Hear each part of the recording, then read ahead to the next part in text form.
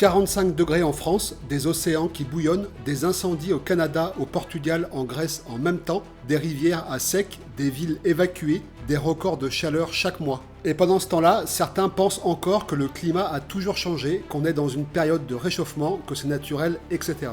Alors je te le dis directement, non, le climat ne fait pas sa crise d'ado, il est en train de s'effondrer. Et ce qu'on vit aujourd'hui, c'est juste l'apéritif. Cette vidéo s'adresse surtout à ceux qui ont un doute sur le climat, à tous ceux qui pensent qu'on leur ment, qu'on dramatise, que les météorologues sont alarmistes pour faire peur, etc. Bref, à tous les climato-sceptiques, je vous conseille de regarder jusqu'au bout, cette vidéo va vous faire transpirer et pour une fois, ça sera pas à cause du climat. Et après tout ça, tu pourras plus jamais dire que tout ça c'est du cinéma. Alors c'est parti, regardez bien ce graphique, je vais essayer de bien l'expliquer parce que des fois on a quand même affaire à des phénomènes. Ce graphique, c'est un graphique officiel source NOAA. Il représente les températures moyennes année par année de 1880 à 2024. On voit très clairement que depuis les années 1880, la température moyenne mondiale était plutôt stable, même un peu en dessous de la moyenne historique.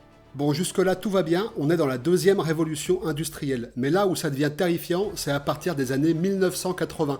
La courbe s'envole littéralement. Bienvenue dans la troisième révolution, celle d'Internet, plus les deux précédentes qui évoluent de façon exponentielle. Alors le résultat, chaque décennie est plus chaude que la précédente, sans la moindre pause, sans respiration. Jusqu'en 2024, l'année la plus chaude jamais enregistrée sur Terre, avec le plus 1,29 degrés. Mais déjà, ce plus 1,29 degrés est un mensonge, parce qu'en réalité, on le dit pour rassurer, mais on le compare au zéro. Mais vous voyez bien que le climat avant les années 1900 était légèrement négatif. On est donc déjà plus proche des plus 2 degrés que des 1,5. Bref. Et alors je vous vois arriver les climato-sceptiques avec votre argument « Oui, mais la Terre se réchauffe naturellement ».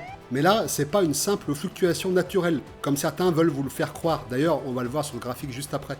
Non, c'est une pente raide vers une catastrophe climatique.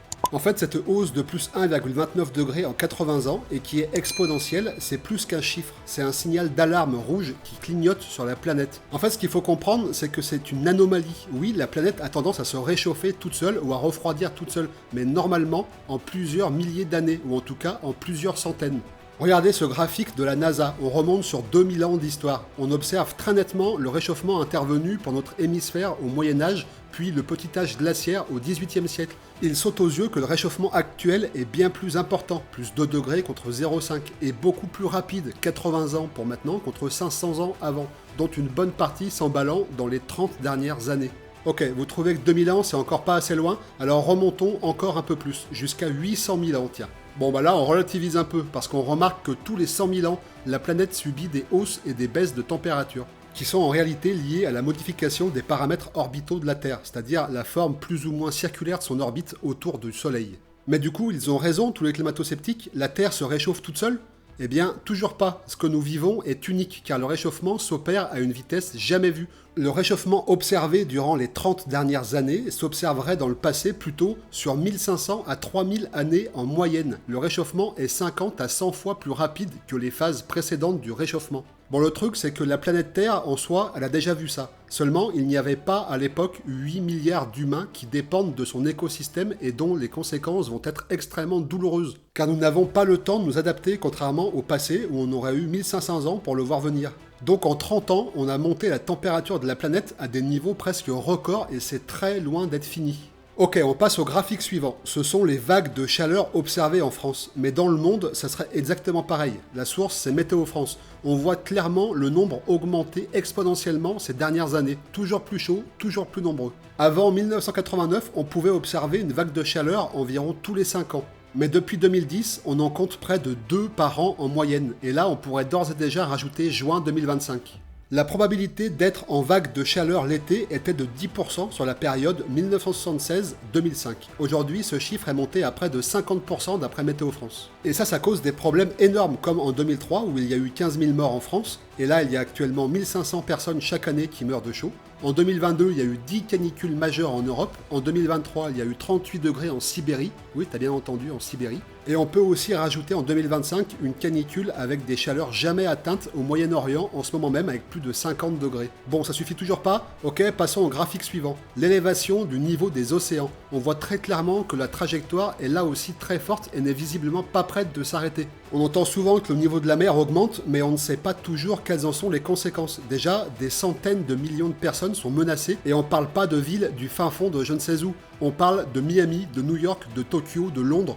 On parle aussi de Bordeaux, de Saint-Malo, des pays entiers comme le Bangladesh par exemple.